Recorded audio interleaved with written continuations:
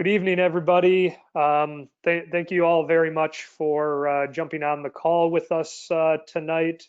This is, of course, the 6 o'clock session for the 2020 proposed rule and bylaw amendments.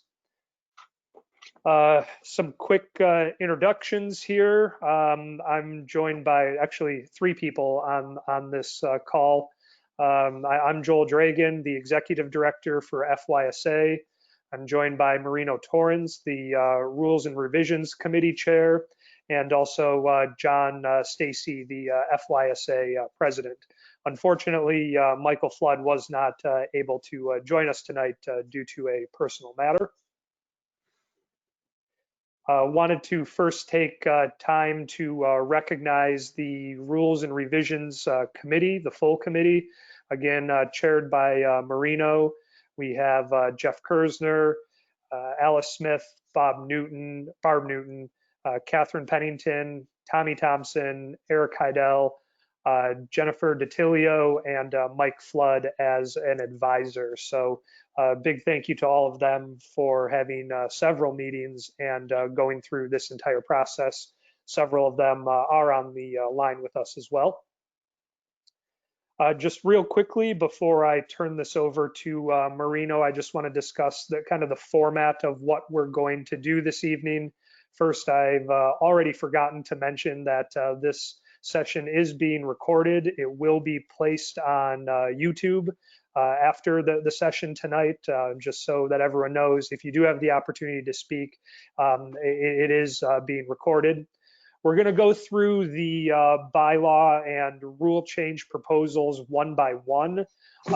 Essentially, what you're going to see on the next several slides will be what's already been distributed to the membership, all of the bylaw proposals in order of which they'll also be voted on at the AGM. We're going to discuss each individual proposal one at a time. We'll take questions on that one specific proposal at the conclusion of discussing it. So questions on each proposal as we go through. You can type your questions in the question or chat box for us to address it, or of course you can raise your hand and we can unmute your microphone if you think that would be easier. Just as a reminder, note if these are bylaw or rule changes, bylaw changes require a 2/3 vote of the membership, whereas rule changes require anything over 50% of the membership. And that will be noted on the subsequent pages if it's a bylaw or a rule change.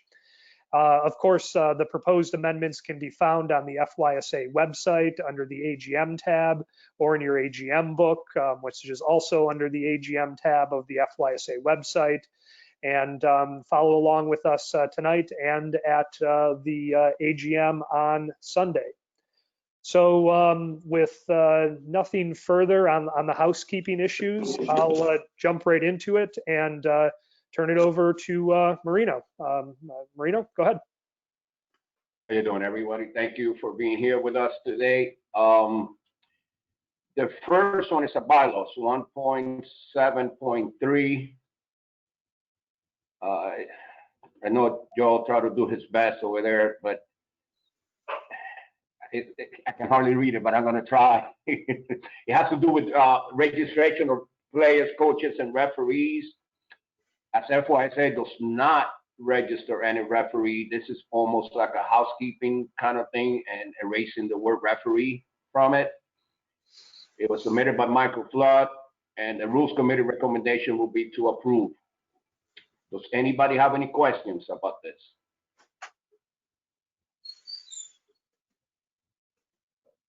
In talking with Mike, again, there's a rule change that goes along with this one as well. But yeah, this more or less is housekeeping to make it factual that FYSA does not register referees.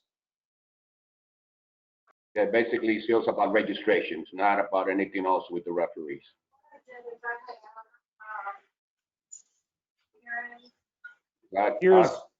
No, I guess, yeah. I just heard some noise. I don't know if somebody was trying to speak or whatever. Okay, the next one. Yeah. The next one is also bylaw 9.4. It's on page 13. It's about committees. And if you, Joe, go to the next slide. The recreation committee is already there, and it's been assisted. We're just making it, the rule proposal, Michael Floyd is going to recommend, wanted to have it established, listed as one of the committees. And it's basically a housekeeping as they already exist. The committee's there already. Any questions about this one? Any comments? I'm trying to look at the chat too or whatever. I don't know if I'm going to be able to see it on the next screen. Okay, next. I'm monitoring the chat if you need. If anything okay. pops up there, I will. I'll let you know, either questions or chats from anybody. Okay, this is a rule. This is rule 101.6, page 30 and 31. It has to do with the amendment. It has to do with, I can hardly read this. Let me, hold on a second. Let me open it in the bigger screen here so I can read it. Sorry, Joe.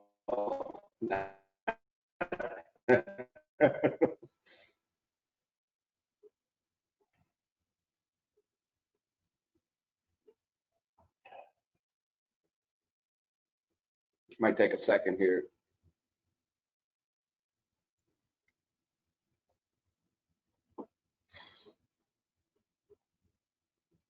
Getting old sucks, Joel. Don't get old, man. No problem.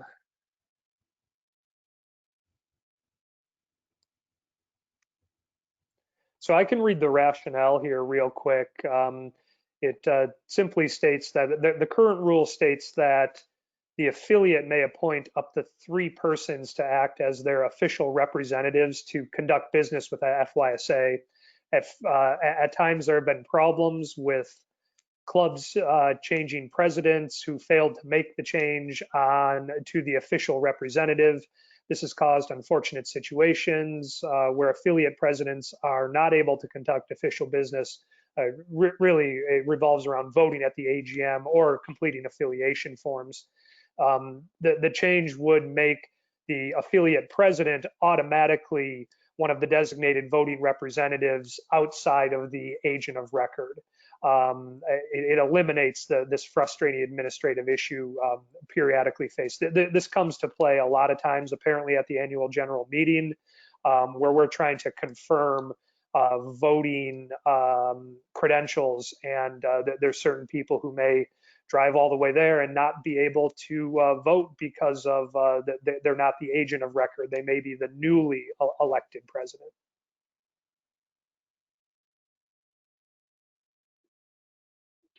And Rules Committee left it up to the membership as your decision to make. It was submitted by Mike Floyd. Again, he's not here. That's why Joel is speaking on this. Anybody have a question or concern? I got a question here from Tom Tianich. It would say, how will you confirm now? Well, Tom wants to be unmuted as well if we want to. Go ahead. Go ahead, Tom. Hi, how are you? Hi, Marino. I mean, I think it's a good change, especially if there's issue. My concern is, how will you verify? Let's assume there's a fight on a board between the agent of record and president on quotation marks. It basically costs $65 to go to Sunbiz, file a fake paperwork, says I'm the new president, and if this happens on a Friday before AGM, you guys will really not have any way of knowing that this is fraudulent or proper paperwork. So my concern is, that's number one concern, and I kind of state all of this on FYSAFacts.com. Also, the other issue is not every LLCs usually don't have a president. So by us saying the word president, we're kind of painting ourselves in a corner where it has to be a president, when in reality you could have a company that's not a corporation that has a president. And I'm just wondering if 40 years of FYSA AGMs and amendments, there's a reason they came up with agent of record. Maybe there's a reason why that was important. Thank Okay. you. I'll take your answer offline. Okay. We don't go really by Sunbus when we're listing president, agent of record, and all that. That's what you guys put in your affiliation or re-affiliation. So we go by who you put on the FYSA affiliation as far as who the president is, who the agent of record.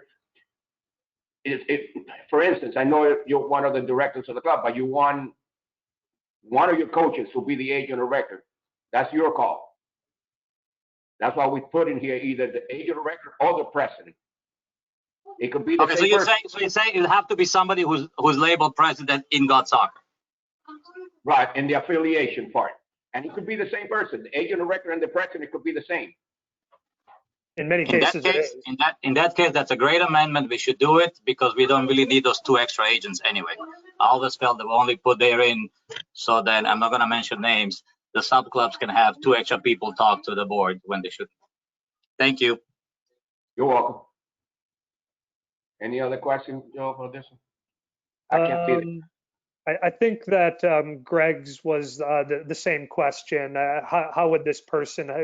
There's really not a huge verification process. We don't go to Sunbiz to get that information right now. And again, this is up to the affiliates whenever there's a change to go in their affiliation and change who the agent of record and the president or the treasurer or whoever it is. I've got we go by what. Yeah. I was gonna say, is ahead, Alice on? Because I'm sure that in the past, if there's been a dispute over who has the right to pick up credentials, that the credentials committee is likely involved in that discussion. And so in the event that someone were to show up, represent themselves as a president and not in fact be, and then someone else tried to pick up the same credentials, that would come to the attention of the credentials committee, and there'd probably be a hashing out of the information. Alice, fact that a Alice is president- online, and I actually just unmuted her. Yeah, the fact that a president could show up, a legitimate president could show up and not be allowed to represent the organization, I think is what we're just trying to ensure doesn't happen. And then I've got Ed Kinsey. You are unmuted now as well. You had your hand raised. Go ahead, Ed. I'm sorry. Yeah, the question was, I think it should default to one or the other. So if there's in-board fighting, which occurs quite often, if we find them both, the agent of record and the president at the desk wanting to pick up the credentials, it should default to one or the other as our priority to give it to either one or the other. And I would lean toward the agent of record because the board usually assigns the agent of record by vote. And also the president is voted usually. But yeah, so I think in the rule it should state when contested or when in dispute, then the agent of record has priority to receive it. You understand what I'm saying? I do. Yep. Yeah. Okay. That can be when it's presented, if you want to make that amendment to it, and hopefully Mike, will be there Sunday. Right. Okay. Because it came from him as administrator and communication, but maybe somebody from the board, even if he's not able to make it, might be able to do it. Sure. That's all I have. Thanks, Ed. Thank you. You're welcome. Thank you. Mike has every intention to be there Sunday. Okay. Okay. Any other One last question on that one. Our club usually uses a general manager as the AOR. Since he conducts the majority of business with FYSA, are we still going to be able to designate the AOR? I can handle that. Yeah, the AOR will still be recognized and designated by the club. One of the 2 other positions that would normally be on the club to designate, one of them will now just automatically be the president, more or less bringing them to the same status. All right, the next one we have here is 102.2. Okay. Point of clarification on this, just so everybody knows, as you all aware, the board of directors made a decision to eliminate the 15-mile rule from the books due to the conflict. If the membership ratifies the actions of the board of directors before we go into the rule changes, all of these rules will be not taken off the book. We will not discuss them. Okay? Now, in reference to this one, it was submitted by Arturo. I don't know if he's on today, or Jeff, or somebody can speak.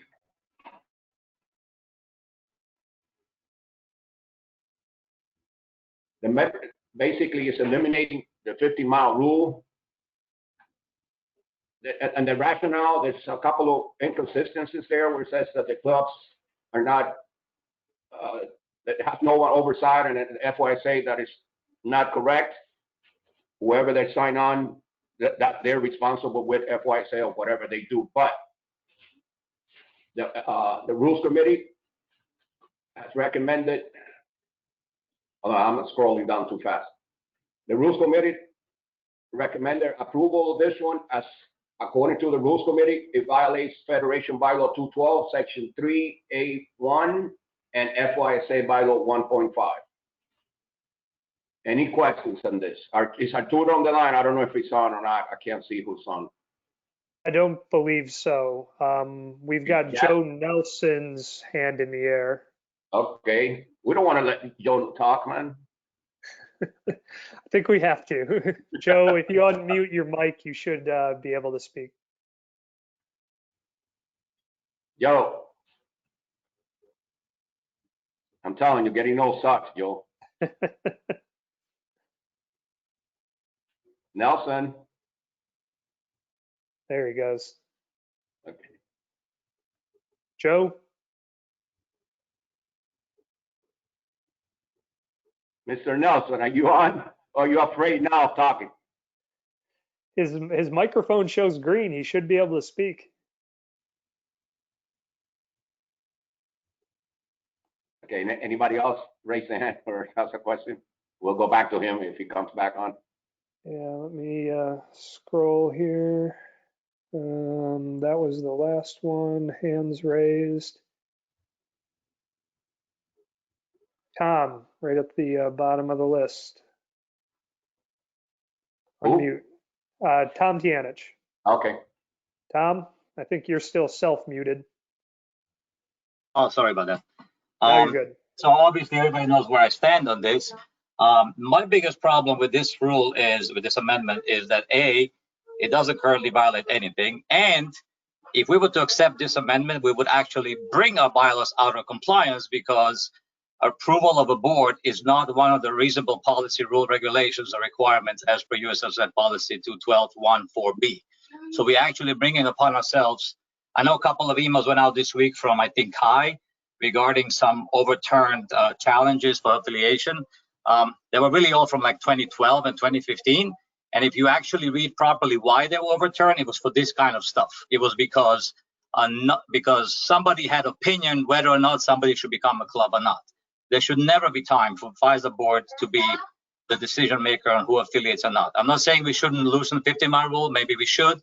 Maybe we should rewrite new rules. But this will for sure take us out of the USSF compliance, because this is not one of the 9 possible mentioned ones. And like I said, everybody else who got their decision overturned got it overturned on this kind of stuff. The board didn't like me. Therefore, the board would have to approve every single application, or every single one to be challengeable. So, This is so not the our one. Thank you. So Pat. our current rule says that the board is the sole authority on decisions regarding affiliations and reaffiliations already. If the board chooses to reject a new affiliate, or frankly even revoke an affiliation, existing affiliation, they have to give a reason for doing so, right? And that reason would then be could be tested at the Federation. Would you agree with that, Tom? Sure. Okay. Well, I So wouldn't it's agree with not- the first part. I wouldn't agree with the first part. You can't just randomly deny somebody affiliation. If they got their 15 miles approval from everybody, or they don't have really 15 miles, or if they fill out all the other paperwork, you really don't have a good reason right now to deny anybody. And even for reaffiliation purposes, there would have to be some kind of challenge, not just because you don't like Tom. I really hope not. No, we wouldn't do that just because we don't like Tom. But I would. Yes, you actually, said Tom is great in your email, last email that I remember. Oh, What was the name of the email? Affiliate, but I think first of all, this rule, again, it won't even be considered if the membership agrees that the board of directors took the correct action. But I think it's essentially duplicative of what's already in the rules. The rules say that the board of directors has sole authority over who is and becomes a member of FYSA. That's not in the bylaws, but I would love to be challenged and proven wrong. Where in the bylaws does it say you have the sole decision maker on this? All right, Tom, I'll send you the email with the reference. Thanks. You're welcome. All Any other- right. Did we get Joe Nelson or no? He's still unmuted, but I don't see him. Joe, can you speak? This is the first time that Joe cannot speak. So Joe did text me and said that he's trying his best and can't seem to figure out how to be heard. And we didn't do it on purpose, Joe. We didn't mute Absolutely you. not. All right, I will move on to the next one here, which is, It's also 102.2, page 32. If the first one that we just talked about does not pass for whatever reason, then we'll go to this one. This one was submitted by the board of directors. It was done early in the year. If you guys ratify the actions of the board of directors, then this one will be taken out as well. So it's basically just adding the line that is new affiliates fully funded of an MLS organization. John, you want to Just about the backing that. up on the board? Yeah. No. I agree. If the intention is that the board at this time, that the understanding at that point was that we had to create a second an exception to the 15-mile rule, much as we had, and so at that time we did that in September, I believe, October, and then the decision actually. This could be bundled with the decision of the board of directors, but the decision was made by the board to actually put it forth as for ratification as its own separate rule change. But again, it's now no longer necessary to provide an exception to the 15-mile rule, since that rule has been removed from the rule has been overturned and no longer exists. Any questions on this from anybody?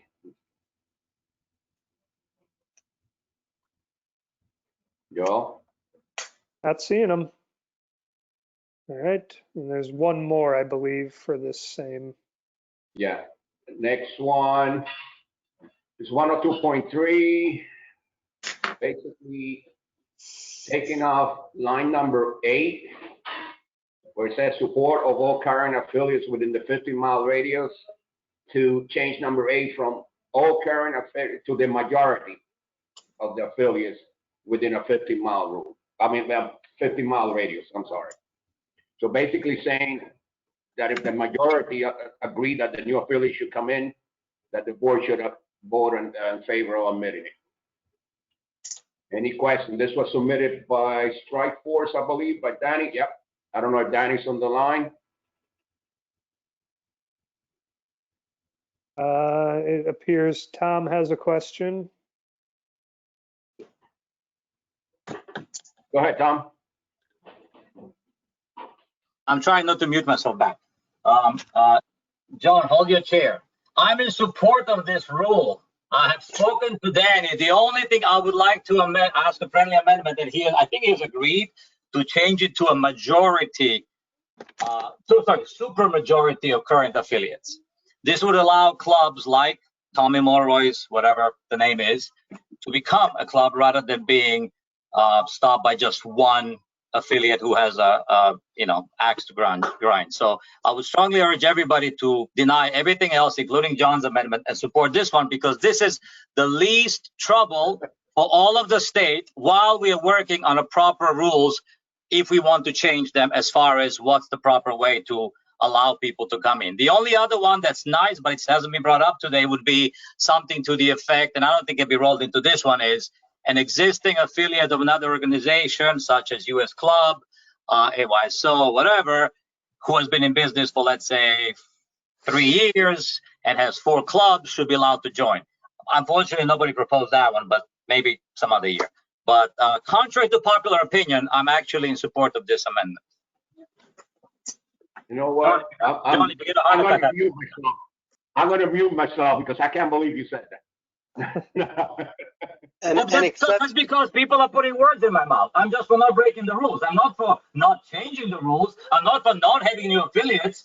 But come on, if you can get 7 out of 10 or 6.6, whatever, of the people around you to agree, chances are you're doing something right. One person, whether that's Tom or Marino or John, Joel, you have no vote, is against you, that's a different story. And that's exactly what happened to Tommy Mulroy, but that's a whole nother story. Okay, so if maybe you and Danny can get together and figure out exactly what you want to put in here, 2/3 of the clubs, whatever, and we can amend it on some. I think super majority, or if that's too complicated, majority plus 1, which we already have in the rules, could also be doable. But I think super majority is the best way to do it. Thanks, Tom. And I see your comment here. I will just assume to unmute you after all the proposals. Thanks. That was his question. Oh, okay. Okay, the next one, Rule 106, page 39. This is a new rule. It has to do with safe sport, and we all know that we all go through this. It was submitted with Mike. Joe, I think you work with Mike on this one, and John, you guys want to talk about it? Yeah, sure. This is a very, very small section of safe sport. When I came here, there was no mention of safe sport in our rules, and given that our rules are so comprehensive and cover so much, in my opinion, it should be there. This really just references some very high level stuff. In addition, it would buddy up with the risk management policy that was recently passed. So I don't foresee a lot. I mean, there's nothing in here that's contrary to what we're already doing. It's really just a formalization of what's already out there.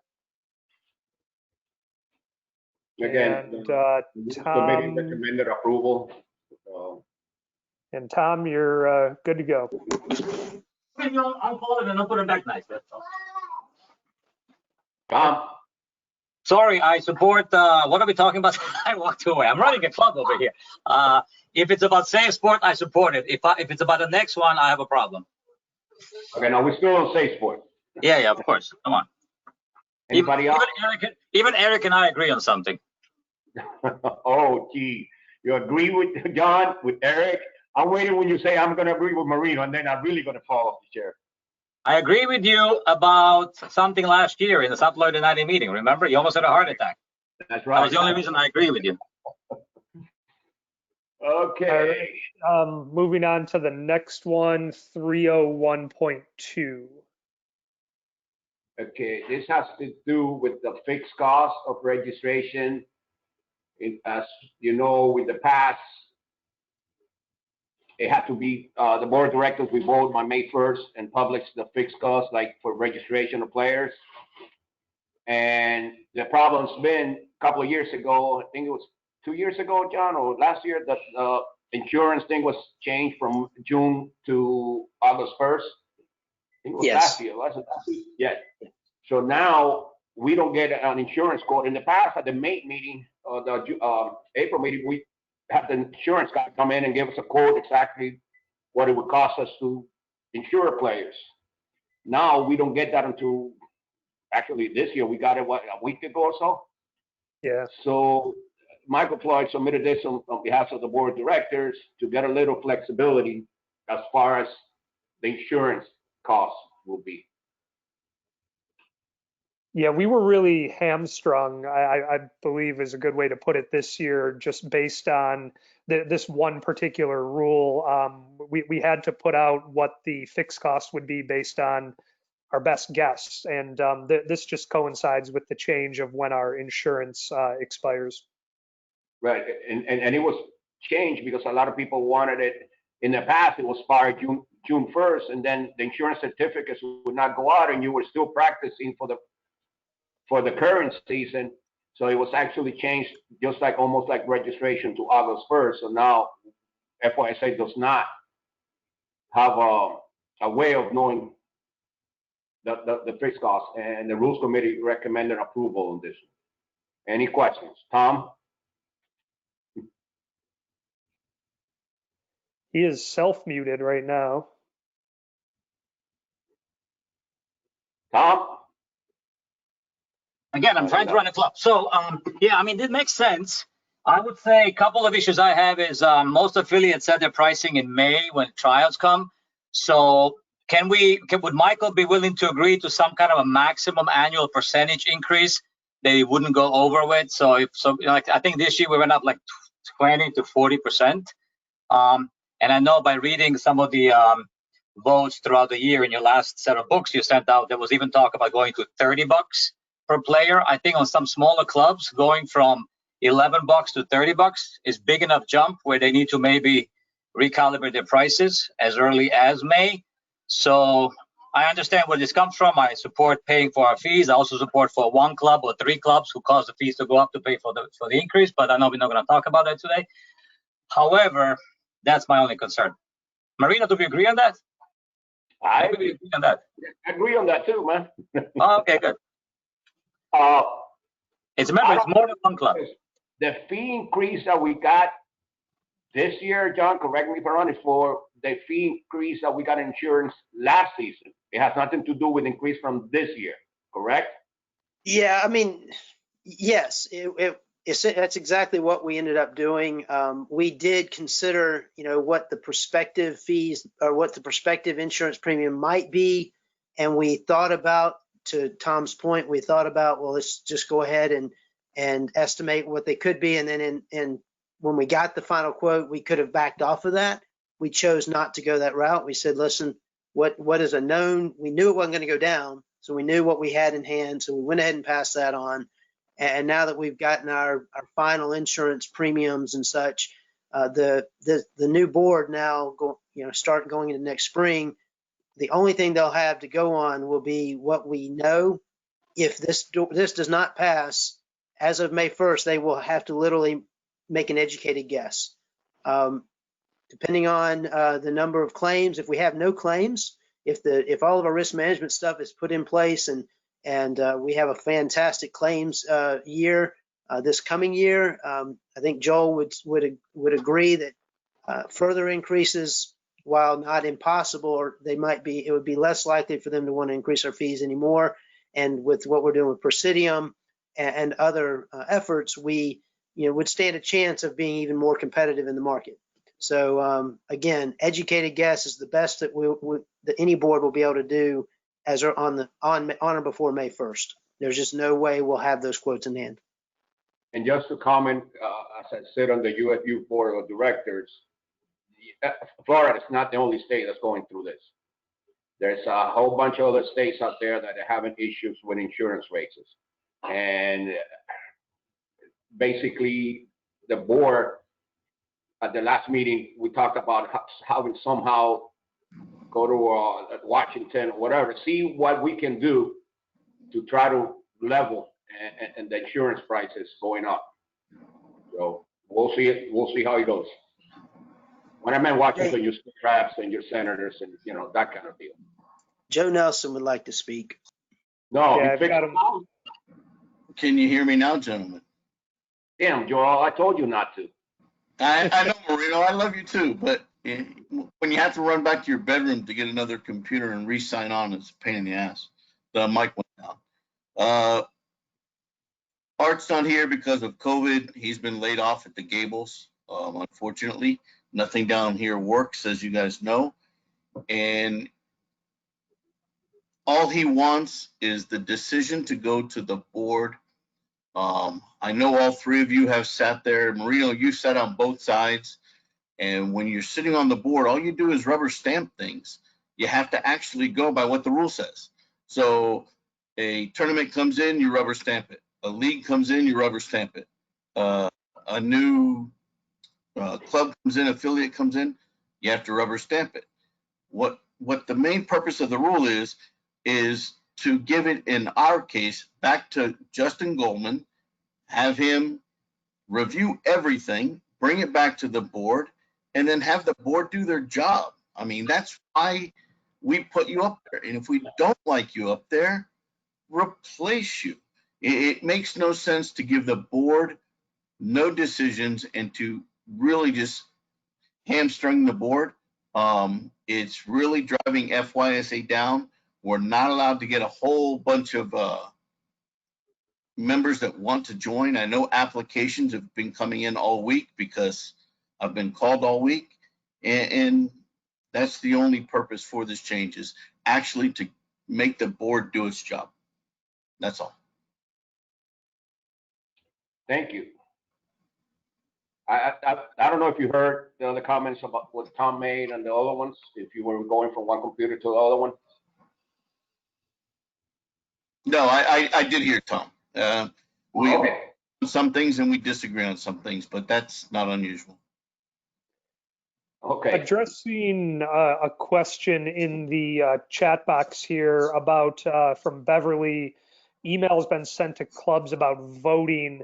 There was another email sent to AORs today about voting.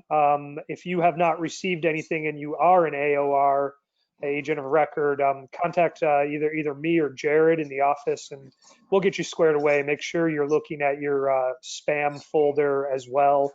Again, everybody got new logins today as of yesterday. So I know a lot of people did receive those. Those will be the ones we use for Sunday. So if not, just contact us and we'll get you squared away. Moving on to the next is 302.3. This is the not in good standing one. It's pretty lengthy here, so I'll kind of toggle between these two. And basically what this does in the old rule says you have to submit everything to the office by a certain date and all that stuff. You basically put it back in the, not put it in the club, but for the affiliate, should be able to upload and all that information in it. And it has a deadline of 5 p.m. on the Friday before Memorial Day. Okay. This was submitted by Alice Smith, the FYSA registrar. The rules committee is the decision of the membership. I don't know if Alice is on the line and would like to speak on this, or. Alice is on. Oh, there she is. Yes, this one of the main purpose here is just taking the last step out of the office, because basically all the office is doing is putting paper together and mailing it out to the parent or the guardian. When for 11 months, the club has the ability to collect the money, any procedures, go through the steps, and we're not taking away the not in good standing procedure. We're just telling the club, you can send the letter out, you can make the last demand. We're going to show you how you can put the player in still not in good standing, but all the final paperwork will come from the club, who the contract between you and the player was made with. And therefore, you stand behind it for 11 months, and therefore you can collect your money from there. So not bringing the FYSA office in, because basically all we're doing is shuffling papers and mailing it out. And then if they have a response or either send money back in or have a grievance, we still have to refer it back to the club. So this was a contract was made between you and the player or the guardian and the parent, and that's what we're just gonna leave it in your hands. It's just taking extra work out of the hands, out of the office. Just one quick question. Who takes the player off not in good standing? The club once they get paid, or they submit something to the office so the office can take them off? At the present time, they submit it to the office, and the office can take them out of not in good standing, and we can still take them off as necessary. But we will show you how to put the information in on the team. You make a not in good standing team, you upload it, and that players sit there not in good standing till you collect the fees. And just like you release a player, you can release them back off. Okay, so the club will be able to do it. Everything will stay the same, but everything will be in your control. As the person who signed the contract, made the deal, collect the fees or not collect the fees, everything is still in the office. So therefore, we would no longer just be shuffling the paper out for one last time. Got a question or a hand raised here from Daniel Pernot. Daniel, you are unmuted. You'll have to unmute yourself as well if you want to talk.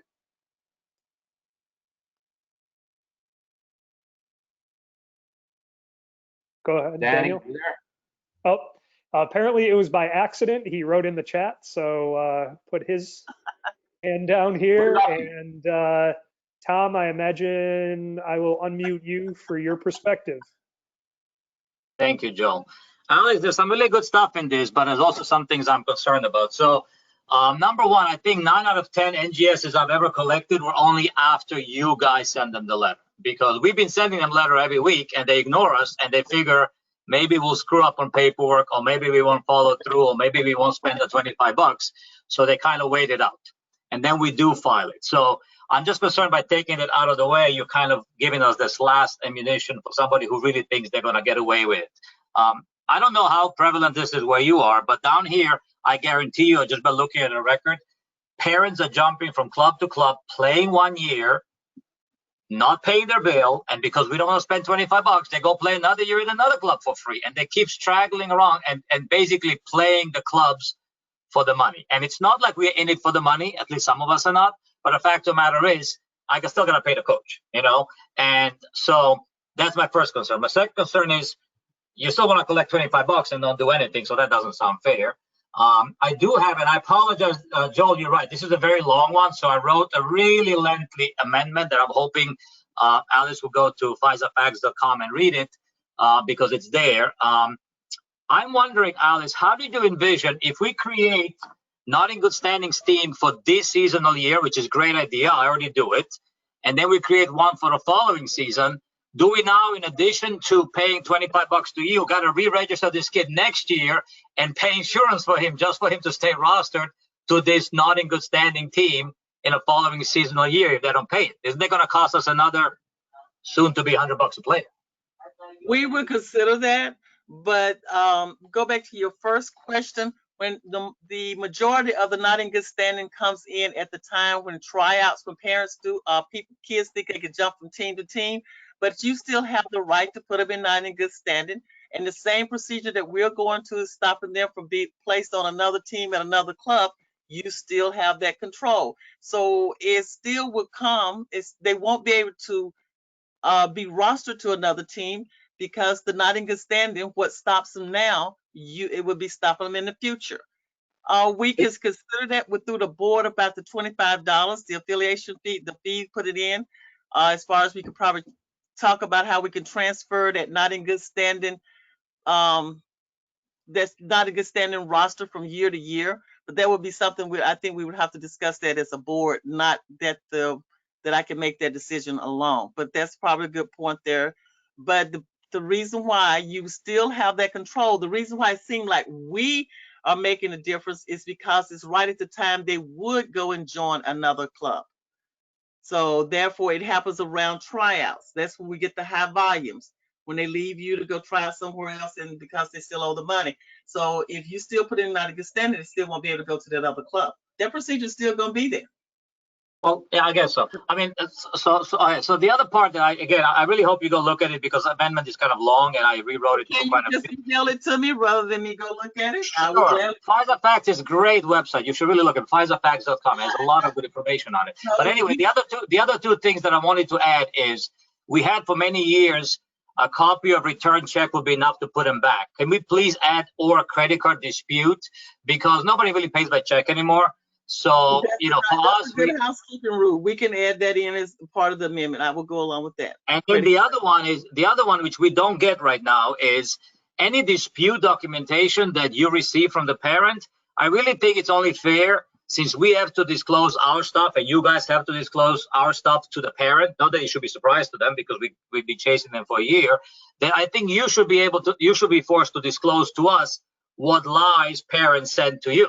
Because if the parent sends to you an edited version of an email that I sent to them with collections, where in one line, by trying to be a white lie, I said, you're a great kid and I really wish something best for you. And then I go in and tell them advice how much money you owe.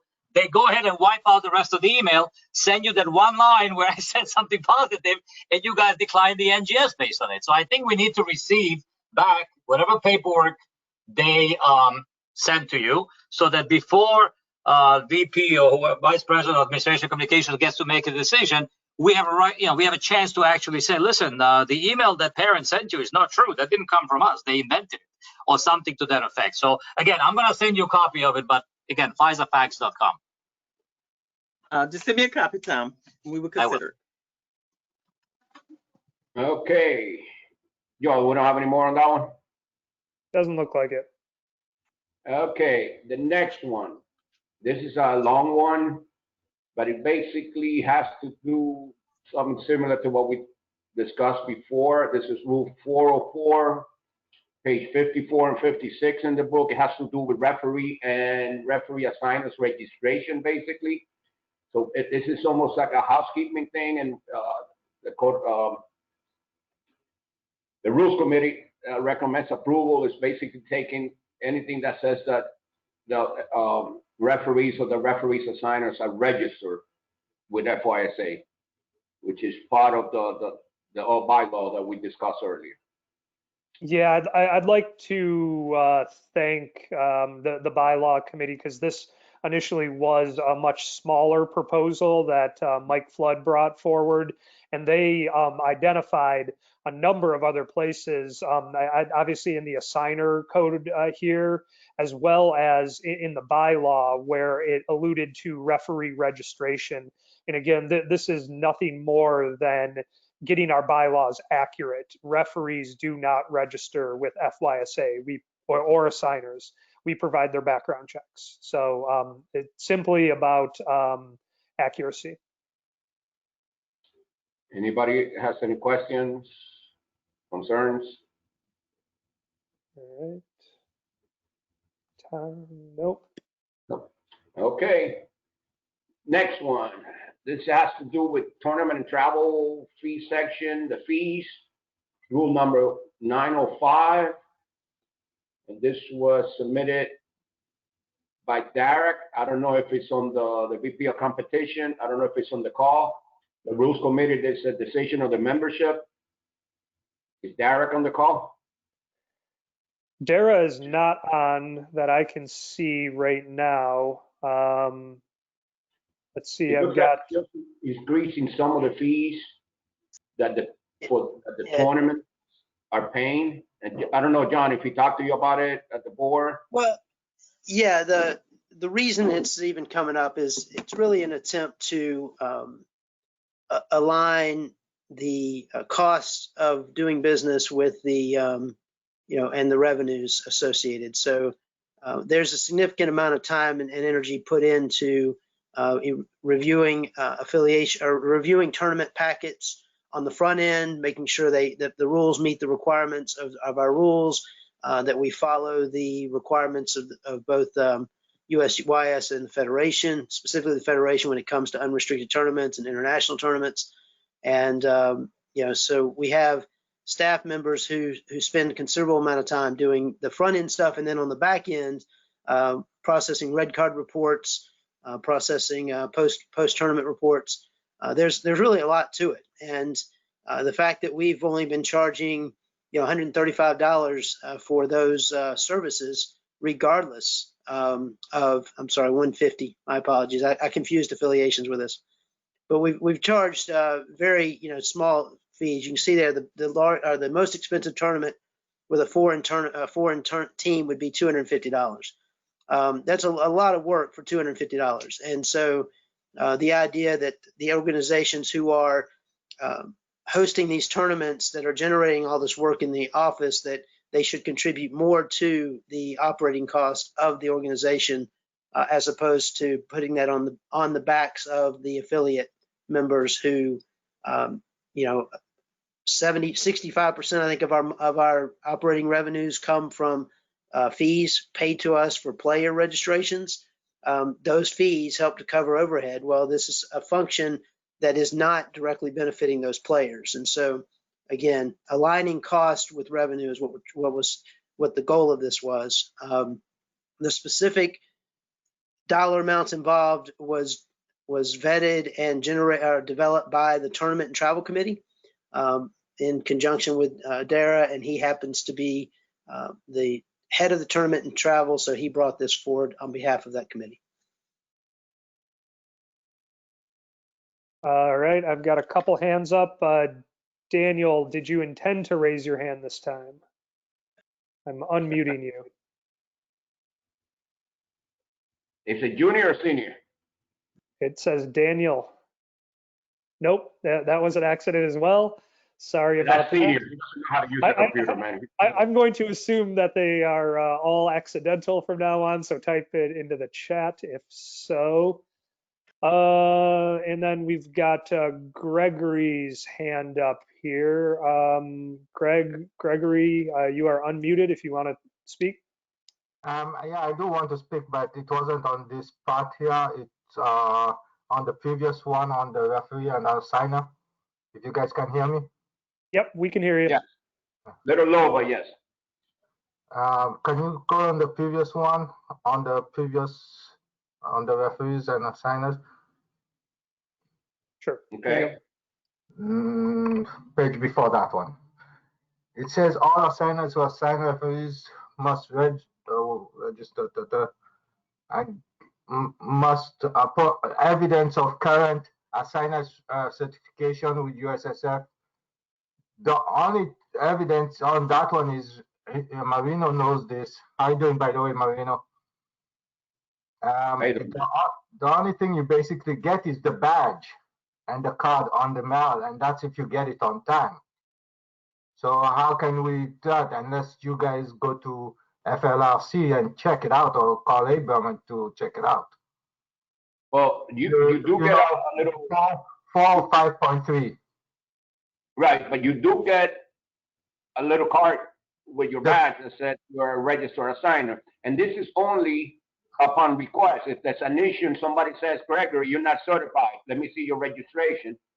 It basically says that by presenting evidence from either FLSRC or USSF. Yeah, but you're right on that one, Marino, but here's the problem. A lot of referees last year, I can tell you this, did not get their badge, and when they did not get their badge, they did not get their card, because both of them come at the same time most of the time. And that was the issue on that one. The only way I was able to prove it is by going to FLRC website and showing that their name is right there. Okay, but we can always, I mean, if it comes to it and you cannot get yours, we can definitely get with FLSRC and get their answer whether you're registered or not. Okay. Well, I know I'm registered, so. Yeah, and I can tell you from my brief time here, the last 8 months, that we've never made a request to get someone's certification. Now, maybe it will come up as we get into the fall, but again, it's saying that this is upon request. And I think the evidence could be as simple as an email from somebody at the FLSRC. I mean, by sitting on the board of the FLSRC as well, I can tell you we can do that, we can do that right away. Yeah, I mean, the only way that I basically prove it is by going to the website and showing that this person is certified. Right. Yeah. Okay. And Eric in the chat pretty much said the same thing. It could be as simple as a screenshot from the FLSRC system. Lee Levenberg, your hand is raised and you are now unmuted as well. Okay, I have one tournament a year that I do, and I pay the extra $100 to allow a couple of international teams to join us. I probably average 2 or 3 international teams each year.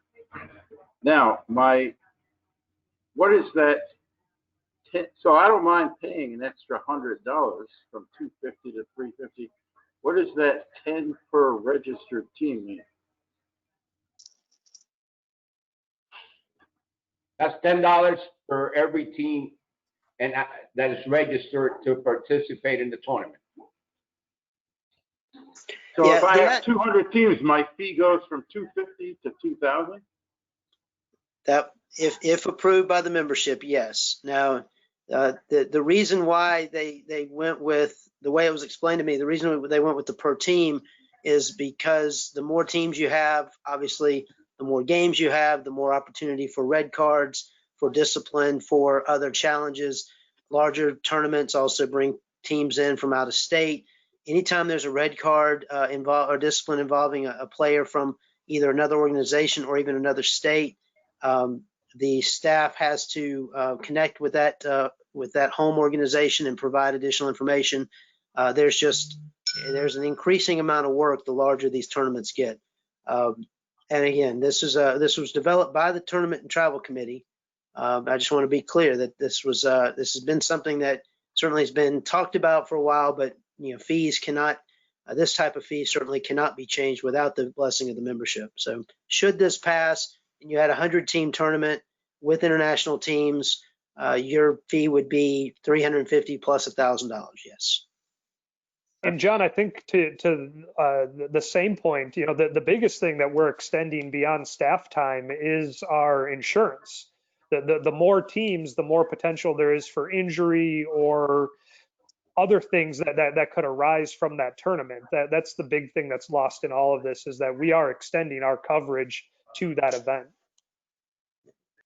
And that's not the case for all sanctioning bodies, as I understand it. So absolutely not. This will make it certainly more expensive to sanction through FYSA. That's absolutely no doubt. But there are the benefits, and again, matching up the behind the scenes activity that has to happen to support these as well, is where the committee was trying to go. But it sounds like the work that you have to do has to do with red cards. Why not just charge per red card? I get maybe 15 red cards from 200 teams in 3 days. That's an interesting, certainly an interesting approach. I think that you might consider putting something together and shooting it over to Darren the next day or so, and allowing him the opportunity to perhaps be open to an amendment, an alternate proposal. I think it would be germane to this conversation if you're simply looking at another way to restructure the fees. So I think it certainly would be an acceptable amendment. Right. I mean, I assigned a tournament that was sanctioned under U.S. Club, and I reviewed their tournament rules, and they hardly have any. And this is a big increase in fees. Yes. No doubt there, Lee. And I would not categorize red cards as being the biggest reason for this. That's one of several. The pre-affiliation step that Jennifer Murphy in our office goes through is extensive. It can take hours to confirm that the rules that are submitted to FYSA a match and align with what is outlined in our rules and regulations as well.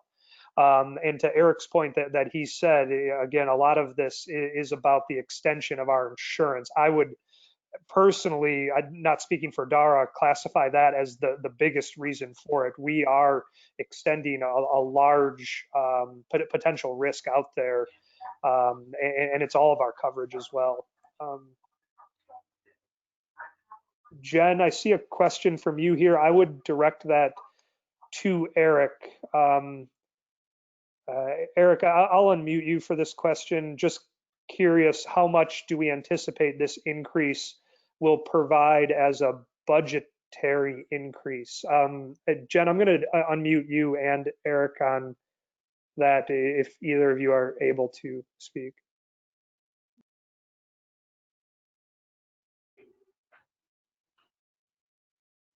Jen? Jen, you're Eric. unmuted, and so are you, Eric. Yeah, I'm here. If Jen wanted to say anything, or do you just want me to answer? Yeah, I'm not 100% clear. Just curious question, how much do we anticipate this increase will provide as a budgetary increase? So yeah, right now the budget or the amount of money that we bring in for tournaments is $5,000 approximately. So it's essentially nothing in the scheme of $4 million.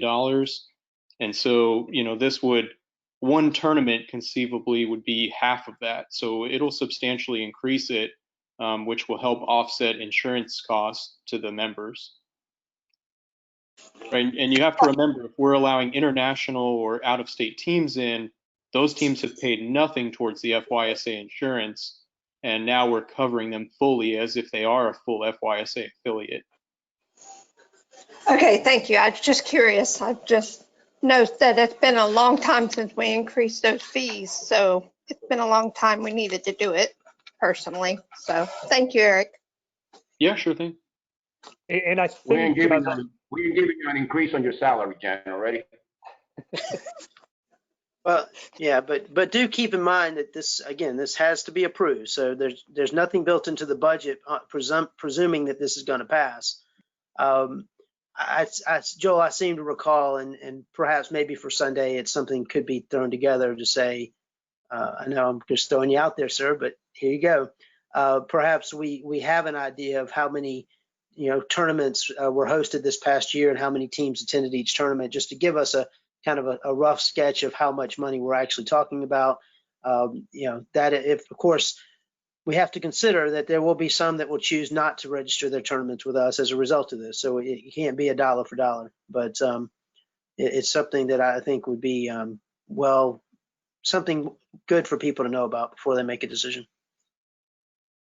Yep, I can certainly put that together. And to your point, John, none of that was factored in the budget that everybody has seen.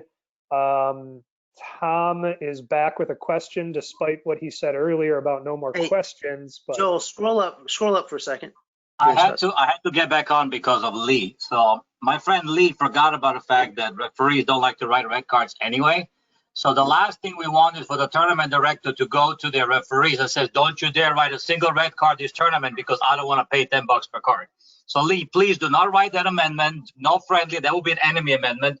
Leave the red cards alone. They should not be tied to paying I mean, listen, I don't want the tournament cost to go up, and obviously there's a couple of people on this call that want to kill us if we even approve this. I don't know how much money they're going to lose. And that's okay. Or we're going to pay more for tournaments, but you don't want it to be tied to the red card. That's the only reason I came back, Joel. I'm sorry. No problem, Tom.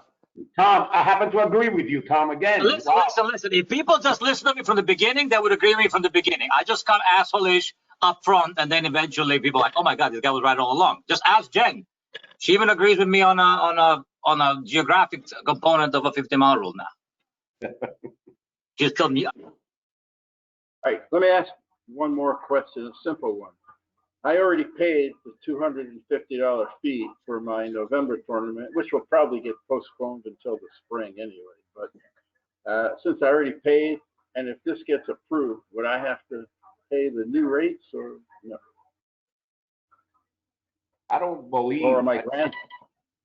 Yeah, this was spoken about at one of the board meetings when Dara first brought this to the board, and the intention of the committee was to grandfather in those tournaments who have already received their sanctioning, their affiliation. Yeah, that's fine, because I can just raise the fees next year. All right. I mean, and that's an important piece to this, right? If as you consider this, if you're charging, I don't know, what do you charge, Lee? $500 a team, Oh, I 600? muted them.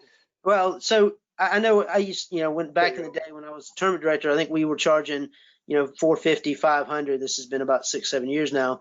Adding $10 to the fee, or as an affiliate, it's only $5 per team, right?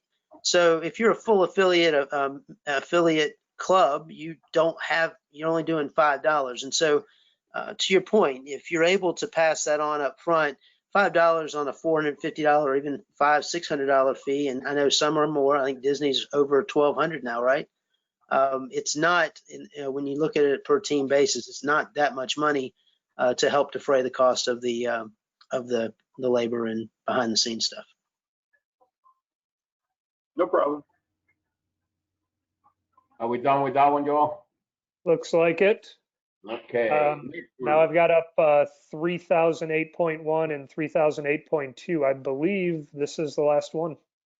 Yeah, and it's basically has to do with the conflict of interest and who can serve on the board of directors of FYSA.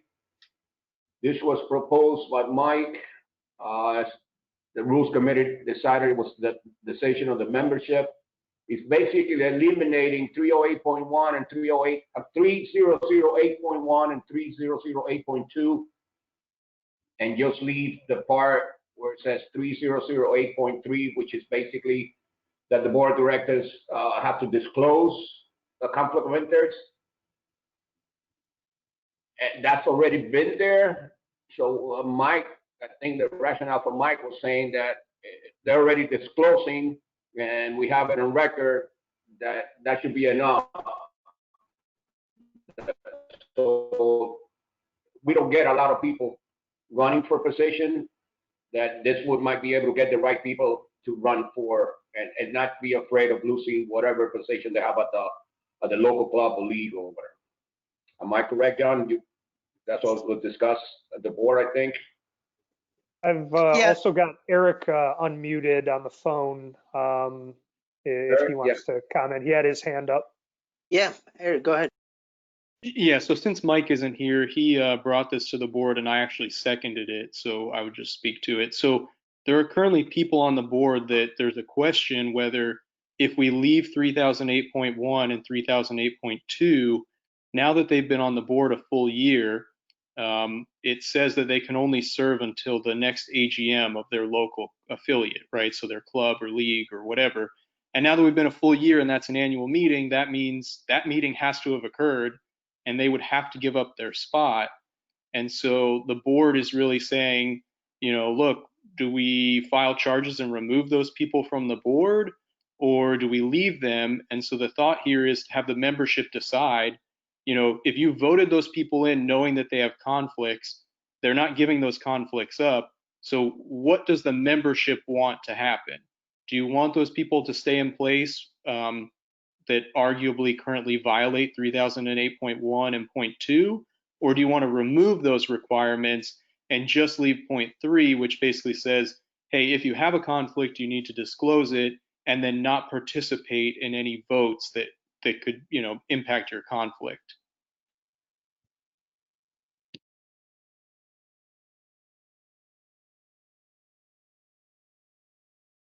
Any Thanks, questions Eric. on that? Comments? Tom's hand went right up. Go ahead, Tom.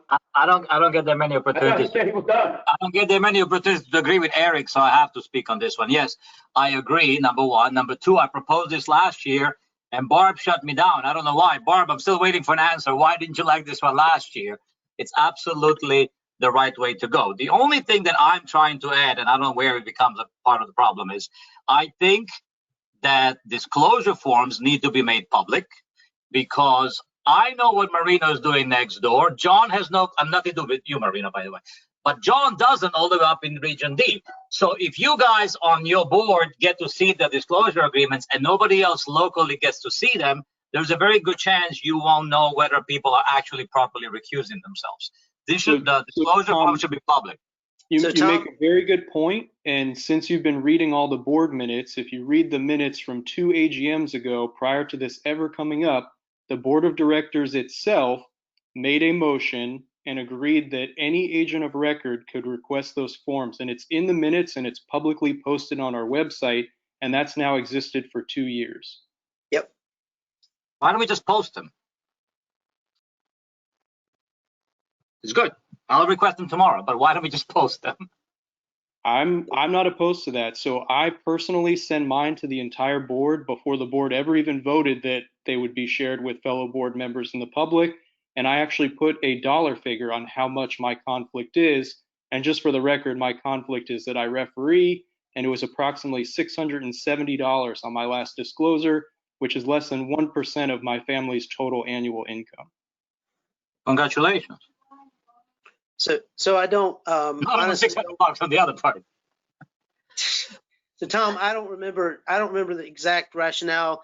That actually was passed, Marino, I think, it was 2 years ago, before I was elected president. I don't remember the rationale for why we didn't want to broadcast them in general and put them, publicly display them on our website. I agree with Eric. I mean, it's easy for me to say, hey, put them out there. I have zero conflicts, and I'm happy for my form to be posted. And anyone that serves on the board should openly say the same. There should be nobody that's ashamed or should diminish their local position in order to somehow find themselves on the board of directors for the Florida Youth Soccer. I've said you can read the AGM minutes from a few years ago when we debated these types of things. There was a proposed rule change coming out of goodness, can't remember. Yeah. Anyway, the rule change was basically to say, hey, anybody except the corporate officers, the president, secretary, treasurer, and vice president, coach, play development, anyone else can have any position at the local level. But those 4 individuals were held out separately. I made a statement then. I think it's bad policy. I don't like the fact. I do not like this rule change in particular.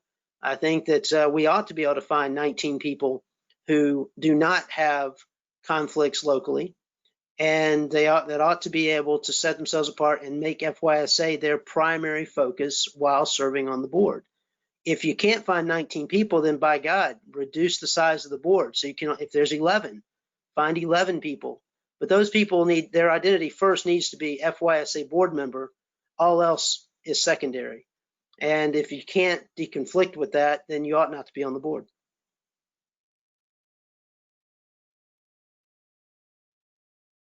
I think Tom wanted to be unmuted one more time. Go ahead, Tom.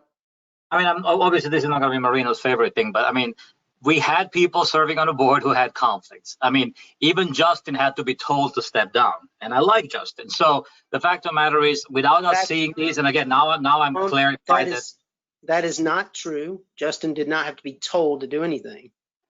But go ahead. Okay, well, in the last AGM or 2 AGMs ago, when he was still on a Palm Beach Soccer League, the whole big hoopla came up.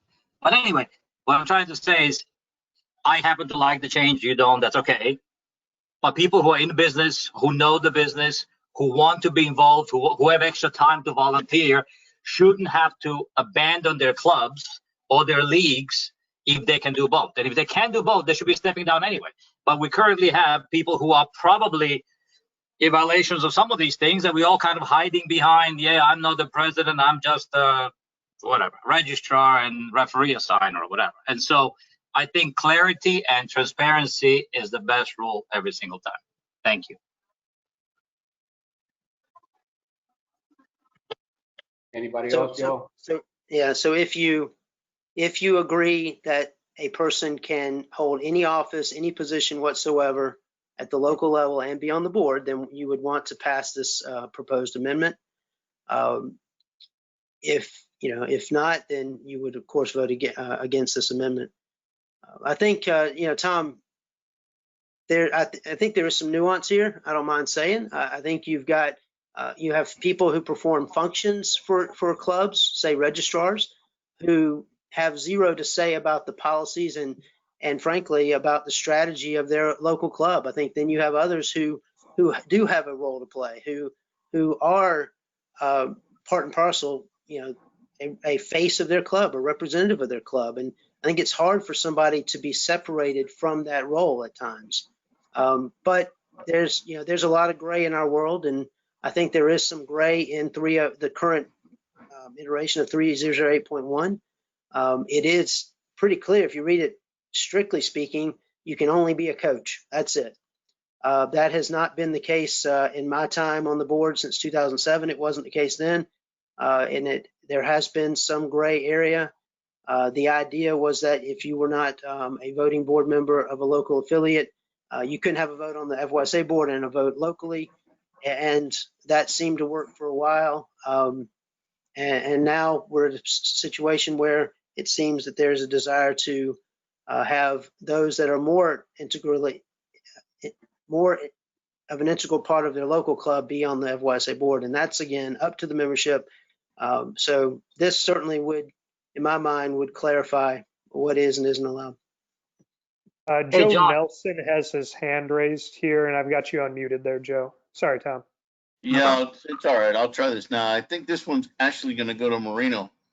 The rules are passed before the votes on the officers.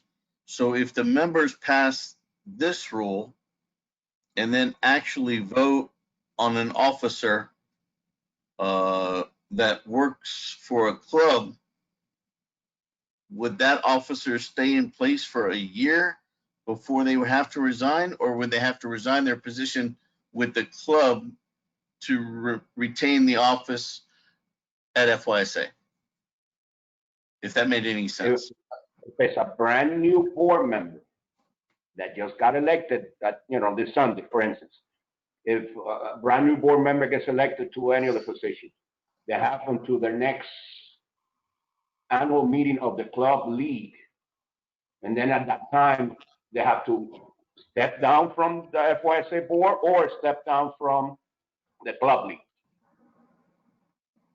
If this rule passes, and for instance, I don't know who's on the board, who's not running or whatever, if they have a conflict and it's not a coach, they might have to step down right away. Okay, thank you. But if this rule change passes, that person that gets elected wouldn't have to do anything except disclose conflict of interest. Right. No, he said if it doesn't pass. That's what he was asking, I think. Eric, you are unmuted now as well. Yeah, I was just going to say, so the only person that would have perhaps fell into that spot resigned from the FYSA board. So they're not a current board member, so they would have until the next local AGM to resign if they were to win on Sunday. So really, it shouldn't impact anybody. Nobody would have to do anything immediately. Okay. A couple questions in the chat. Tom has a friendly amendment. Yeah, on the last paragraph says, any BOD member who's uncertain whether a conflict of interest may exist in any matter may request the board or committee to resolve question. I think they should be changed to must request rather than may request. If they're not sure if they have a conflict, they better find out. Not have an option of choosing to find out or not choosing to find out. So I was stronger. So that's the old verbiage. I think should say must request to find out whether or not there is a conflict. From Gregory in the chat, I think all board members can not be members of any club in any position. Thank you for that feedback, Greg.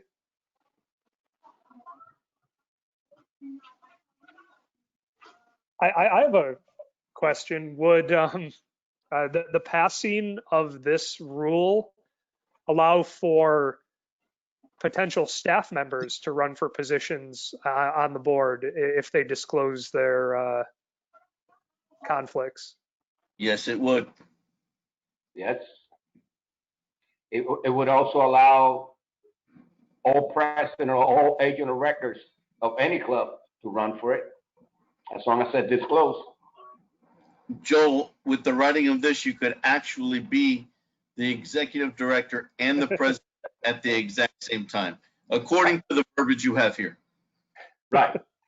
I Look, have never seen that in a state, but interesting thought. You have some That's interest in that Illinois, is but not just one person. Yeah, having had some interesting conversations, I would love to be, see him arguing with himself over some of these things. Yeah, but Just it thought- doesn't- just thought I would ask. there's nothing in 308.1 or .2 that talks about staff. You have to be part of the soccer affiliate, and you're not part of the soccer affiliate. So you can either do it already now, or there's a complete separate section somewhere else. But No, but there are a few Well, all right, staff members that are part of affiliates that do serve roles as coaches that would allow those members to also be their own boss, basically. No, we're talking about staff members, so Rosemary's and such. I mean, that's not addressed anywhere in this bylaw, this rule. I mean, that's not even related to this. Joe, stop Okay. murking the waters like you usually do. I didn't hear you there, Tom. I said, Joe, stop murking the waters like he usually does. Murky in the waters. I might But take Joe, some you're still offense to available. that. If you're available, I want you to coach for me. he's not talking to you, Joe. He's talking about Joe Nelson. Oh, Joe, okay. not you, Joe. I like you. Oh my God, you're in trouble, y'all. Hey, Tom. All it's been right. a meeting. Any other questions from anybody? I Yes, think we're done. yes, Is it about the rule that we yes. just It's about the rules. In the agenda, there was some unclarity to me, at least, whether or not the two things that you guys kind of voted in on your own, which is Inter-Miami and the 50-mile rule, will be voted as part of this, or something like a completely different time when nobody's paying attention at the beginning of the meeting. So John? there's an agenda item, motion to adopt prior decisions of the board. It is specifically called out, right, Joel? I know on one iteration we had that. Correct, That yeah. is Actions of the board. so fair warning, Tom, that will come up, and I will be the one that will entertain that motion. It will have to be a motion and a second, and on all likelihood, an electronic balloting, just as we did last year with the FSCL. Will you break it down by the decision, because it's a lot of pages of decisions, or will you try to slide it in so nobody gets a chance to stop? So first of all of the decisions are in the book of reports. If you read through it, you see them all. It is a consent, as a consent agenda item. We would be adopting all or none unless someone were to make a motion to separately consider any individual decisions made. Much again, as was done last year, there was a motion to adopt the decisions of the board. A motion was made to separate the specific decisions around FSCL and Futures League. And so those were separated out. We voted to adopt all the other decisions, and then we handled the specific motions, or the motions on the specific decisions separately. We will do the same here. So someone will need to make a motion to separate the decision, the specific decisions, and there may be more than one that somebody is upset about.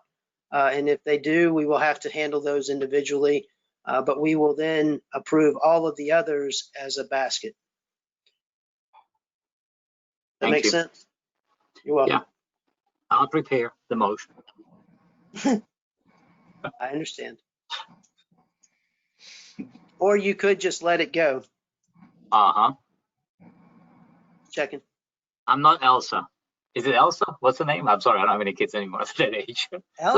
Let it go. The song, the Frozen. Oh, Oh, okay.